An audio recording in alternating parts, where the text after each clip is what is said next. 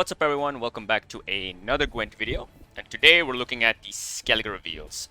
In my opinion, the faction I'm most excited about, since I've actually loved the thematic that they have received so far. I love the story that's being built, with the Melusine cult. Really fun. If you guys missed my Scoia'tael, Nilfgaard, and Syndicate videos, do check them out. So far, Scoia'tael, I'm a big fan of a lot of the cards. I love the hand buff support. Nilfgaard has got some really funky and fun interactions. Syndicate is, I think, middle of the ground. There's some really cool cards, but there's also one really bad card. But now it's time for Skellige. Let's check them out. Conquer the death itself. I like how death is, a singular word, the death. Then bring it on your enemies as a raging storm. So first up, we've got ourselves the rare card, Messenger of the Sea. It is a 4 strength 6 provision card. It's a beast. Whenever rain or storm damages enemy units, boost self by the damage dealt. A cute little nightmare. So this card is essentially old Greatsword. Basically Greatsword without a cap, but limited to damage only from rain and storm. That's how you gotta look at it, right? It costs the same as Greatsword. It deploys as the same as a Greatsword. But yeah, it's limited to rain and storm. So right now, if you look at the cards, the bronze cards at least, that it would synergize with, you have obviously Tears of a Siren. Let me just quickly... There you go. This card synergizes pretty well with it. You also have Melusine Cultist. Yep, this guy. On an order effect. And of course you have Fulmar as a gold, right? He also exists. Now, there's actually other ways you can get that rain. You have Scepter of Storms, which actually got a pretty decent card now, 5 provisions. You slap in Vadermaker over there, you get even more turns for rain. Not bad at all. I think it's a really cool effect. Very good synergy with Messenger of the Sea. The fact that it's a beast, I don't think really matters too much. I don't think you would run this in a beast deck unless it's like a beast rain hybrid deck. I like this card. I think it's a solid average. It's an above 3 out of 5 card. It requires a bit of setup, but the biggest upside is that it has no cap, right? You can think of it like a ancient foglet for rain, except it doesn't proc on rain turns, it procs on rain damage. So maybe in that sense it's actually weaker, because ancient foglet I believe has veil also. So yeah, pretty good card. I think it's a solid addition to the rain archetype. Alright, next up is our common card, Little Havfrue. It's another beast. 6 strength, 4 provisions. Deploy Bonded. Increase this card's base power by 2. Order damage self by 4 and spawn rain for 2 turns on an enemy row. They will not hesitate to shower you with gifts and affection. They will proudly profess their unwavering adoration and unyielding devotion. Yet, I ask you, when has a man ever given up his legs for love? That's actually quite sad. Anyway. This card is actually really good. I love this card a lot. I think it's a fantastic 4 provision card for this archetype. It deploys as a 6 for 4, so it's already very difficult to kill. 6 strength is not easy to remove from the board. You have to lock this, or you have to use like an assassination, assuming this is the only unit on the board, right? Or you could just you could also obviously damage it down by minimum 2 damage to prevent it from using its order ability. I assume if this card is at 4 strength or below, you cannot proc its order. But let's ignore the bonded for first. Let's just talk about the orders. So damage self by 4, so it goes on a 2 strength, and then you spawn rain on an enemy row, right? Two turns. So automatically this synergizes with Messenger of the Sea. So you can play Little Havfrue first, and then next turn you proc the rain, and then you play Messenger of the Sea. This also synergizes with Melusine. Where are you again? Melusine, yeah, this guy right here. So ignoring the order, I'm talking about the secondary passive effect. At the end of your turn, if there is rain on the opposite row, boost the unit to the right by 1. So you can make this guy a Temerian Drummer by simply playing this first, which is actually pretty good synergy there. One of the reasons this card doesn't see too much play is that it is an order effect, so it's quite easy to remove. You only need 4 damage, right? Not the most difficult card to remove from the board. But now that this card exists, it's a little more interesting.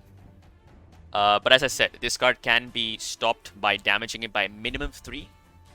But if you're going first on blue coin, you have obviously access to tactile advantage, so that helps a lot. Now the bonded effect is actually pretty good. The second Havfrue will jump on the board as an 8 for 4.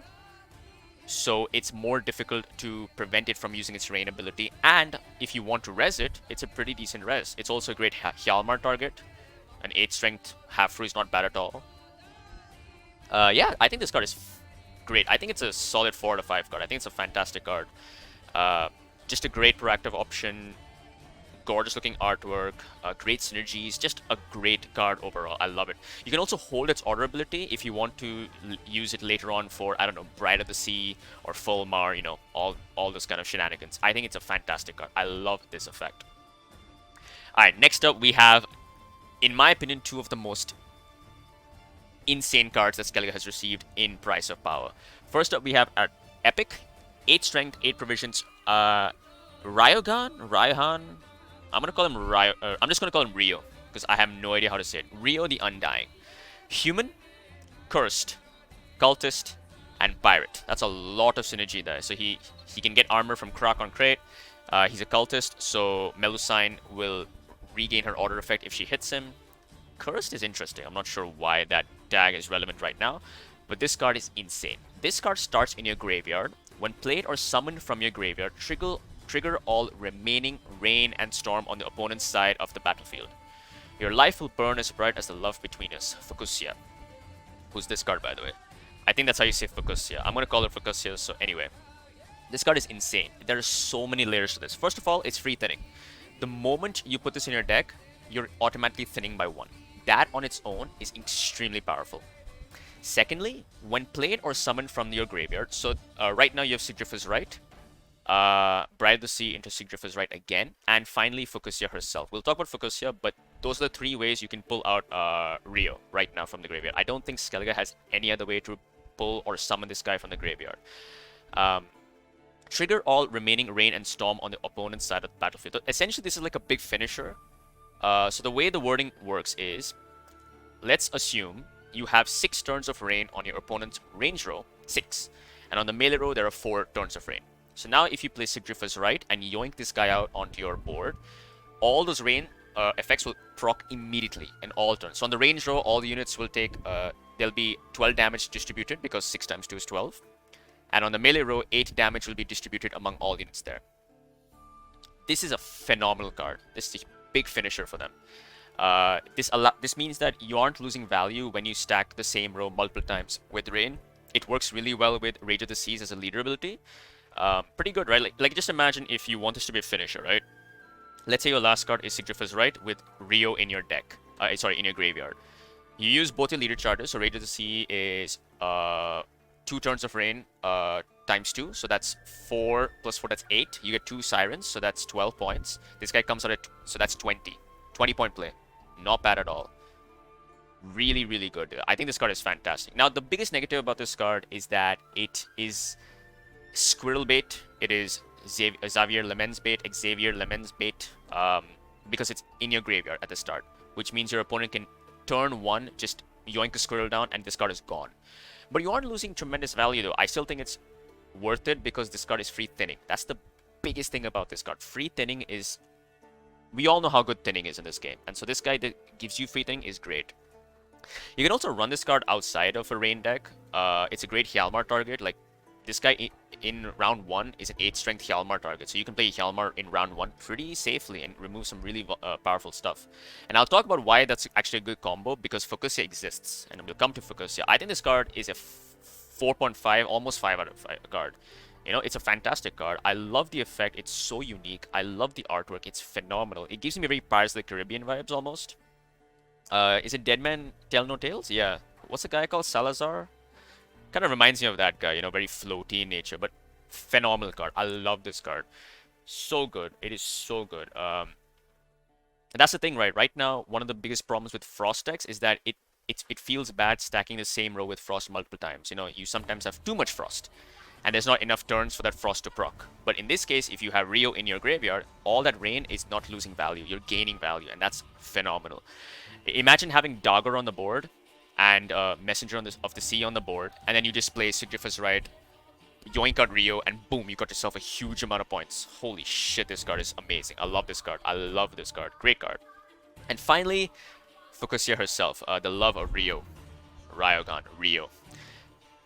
Legendary card, 5 provisions, 13 provisions, another beast. Deploy. Play a Skellige unit from your graveyard with a provision cost of 10 or less, and give it Doomed. Then spawn rain on the opposite row with a duration equal to unused provisions. Like mermaids, the sea witches can experience true love only once in a lifetime, and Fucusya wasted her only time on a human. I'm not sure what the lore is between these two. It looks like this guy maybe abandoned or left her, and that led to maybe this race hating humans. I'm not sure. Because if you look at the Bride of the Sea, right? Yeah. Chosen from among the descendants of Rioghan the Undying, a man whose deeds have cast a dark shadow over his skin. So obviously he did something that incurred the wrath of the sea witches, right? So I guess that's why they're, giving them offerings and sacrifices. I'm not sure. I would love to know more about the lore. But anyway, this card is insanely good. This is a straight up a 5 out of 5 card. No two ways to look at it. I'm 100% sure this is a 5 out of 5 card. It is going to be an almost auto-include in most Skellige decks, I think. And the biggest reason is because you can res any Skellige unit that is 10 provisions or less. No setup required as long as the unit is in a graveyard. You just play it. This is like Second Wind in a card. Now, if you guys remember, Skellige used to have a leader ability called Second Wind, where you could res any Skellige unit from your graveyard and place it on your board. The reason it was removed was because CDPR wanted to remove 2 card plays in 1 turn, so you could Second Wind into something, right? Like you could Second Wind into Dagger and then play more Kvarg or something. Pretty busted. But Fucusya actually does this. So let's just look at all the 10 provision cards, alright? Oops. Did I just click something? No, right? Okay. 10 provision, factions, Skellige, card type, unit. Alright. There we go. That's better. So now these are all your options. Now, the biggest difference between this card and Sigdrifa's Right is that Sigdrifa's Right summons. This plays. So we want to make sure we're taking advantage of any deploy effects that a card has. Arnagat, decent deploy effect. Not really truly required. Sigdrifa's Right on this guy is great. But the first major one is Krok. If you want to run a pirate deck, Krok's effect is actually pretty useful. Giving armor to your pirates and ships is very powerful effect. Melusine, not really worth it. Sigdrifa's Right is great on her. Same thing for this. The first really good one is Morkvarg Heart of Terror. You can replay Morkvarg Heart of Terror with Fucusya. That is so powerful. That is incredibly powerful effect. This allows you to essentially remove, it's basically toll removal times 2 with this card. You can play this in round 1/round 2 if you're getting bled for some reason, and then in round 3 you have access to this card again, Great card, Very, very powerful effect. Same thing for Tirgi Tursak, A little slower because you need to wait a turn for that effect to pop off, but it's not a bad option. Kambi, you can play Kambi again. Who knows, that might be very useful. You can play Hjalmar again.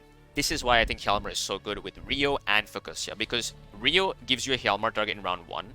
You play Hjalmar, remove something that's 8 or lesser, and then in round 2/round 3 you play Fucusya to play Hjalmar again. Insane effect, insane. No need for this. This is a fantastic Sigdrifa's Right already, so no need for that. You're not a Belhaven, not bad at all. Great effect. So yeah, anything that's got a good deploy effect, you're going to love using this. Like you can replay Skjordal, that's really good. You can replay Bride of the Sea if you have the rain procs, and because you might have a lot of rain because you're running Rio, Bride of the Sea is going to get some great value. You can replay Vabjorn to pull out another raid card. You can replay Ermion. You can replay Gerd.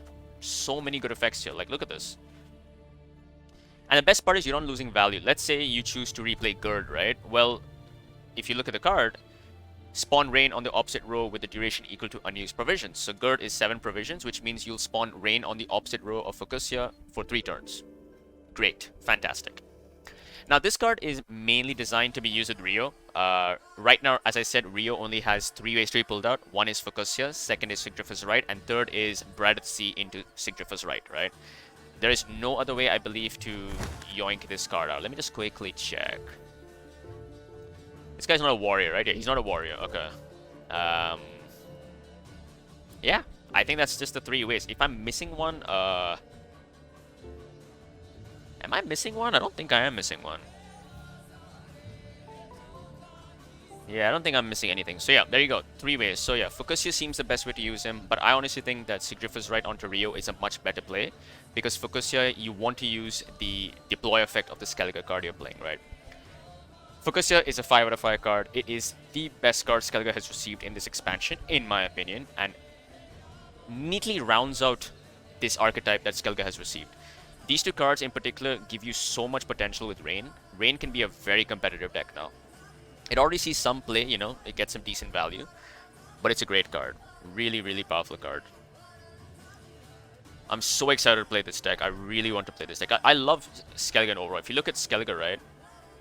Look at these 4 cards. So much fun, right? Great design, great cards. If you look at Once Upon a Paris Skellige, which was here. Again, great cards overall. I think Skellige has consistently received the best, the most consistent drops in terms of quality. I think all the cards are good, well-designed cards. Nothing seems really weak. Nothing seems super busted. Except now with Fucusya. I think Fucusya is potentially a very broken card. It just doesn't require setup. That's the big thing, right?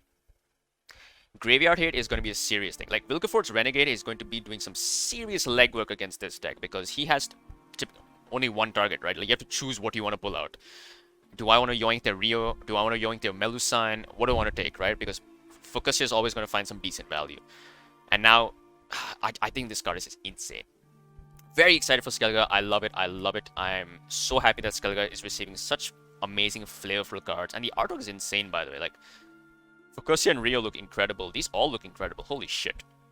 But there you go, guys. That is my thoughts on these Skellige cards.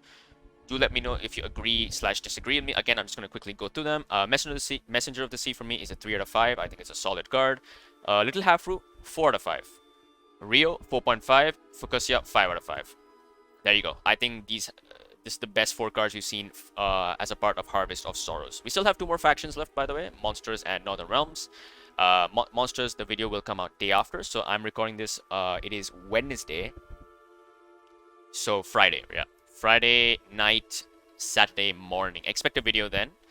Because in India, at my time, these cards are all displayed on this site by 11:30 at night. So it's pretty late for me by then. But yeah, again, let me know what you guys think. Do you guys agree with me? Disagree with me? Did you come up with any synergies that I missed? Do let me know in the comments below. And if you guys did enjoy this, please show your support, and I'll see you guys next time. Take care.